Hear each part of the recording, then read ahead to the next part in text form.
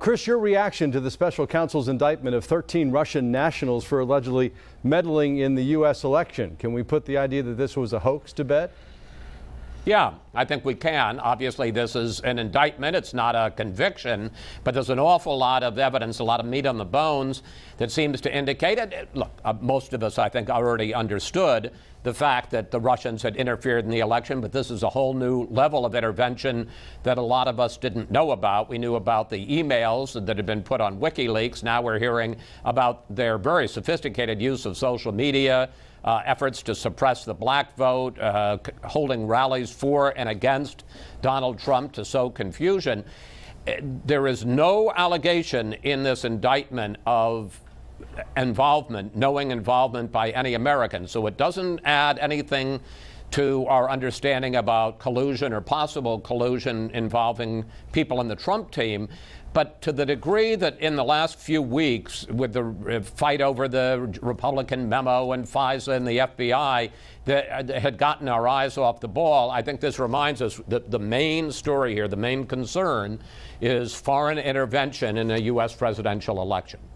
What do you make, Chris, of the breaking news this afternoon that apparently the FBI failed to follow up on a tip about this Florida school shooter back in January?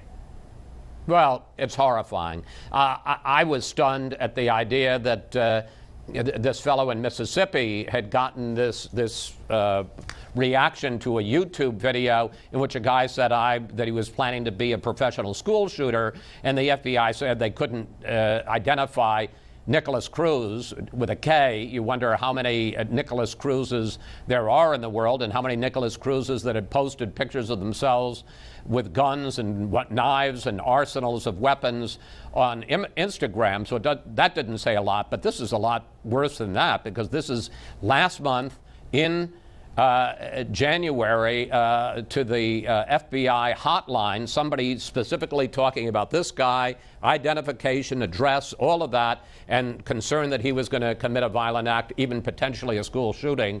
And it never got to the FBI office in Miami, and they never did anything about it. You hate to say this, but a lot of people would be alive today if they'd just followed up. Yeah, such a shame. Nothing happened with respect to gun control after 20 first graders and 6 of their teachers were killed at Sandy Hook Elementary several years ago. Any reason to think it'll be different now? No, not really.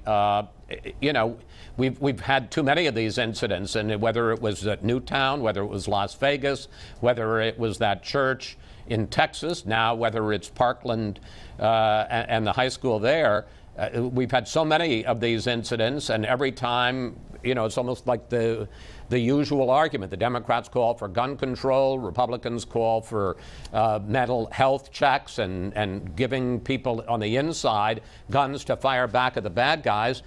And nothing happens. And there's very little reason to think anything will happen this time. Yeah. Let's talk about immigration. The U.S. Senate gave it a go to have an open debate, and it didn't really work out very well, did it? No, and this is another case where, you know, we all know there's a problem, just as we know that there's a problem with these mass shootings.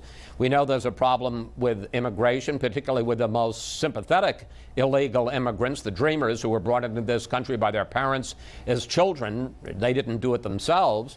And once again, it looks like our political system is unable to step up and deal with this. And as you say, there were 4 amendments that were voted on. None of them got the supermajority of 60. The one that did the best was a bipartisan effort that would have protected the dreamers, given them a path to citizenship, but in return would have given the president full funding for his wall, $25 billion. That got 54 votes. The president's plan, which is tougher on legal immigration, only got 39 votes. So again, no reason to think that our national government, the nation's capital, is going to be able to find an answer to this solution any more than it is to mass shootings. And the March 5th deadline for Daca recipients is really right around the corner. What's going to happen, do you think?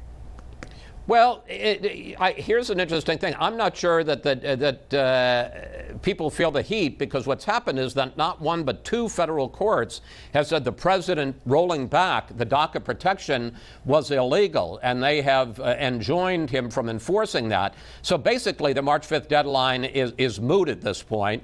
And I think that may conceivably be one reason why Congress didn't act more urgently or act more effectively because, you know, not that they often act in any case, but they certainly have more of a chance if there really is a deadline. I don't think most people here in Washington think the March 5th deadline is much of a drop-dead date anymore. All right. Millions of people have their opinions on all this, influenced every week by Rush Limbaugh, and I understand you're going to have him on the program this weekend. We are indeed, and we get him about once a year. He sits down for a rare television interview. We'll talk to him about all of this and more, about the shootings and what can and should happen.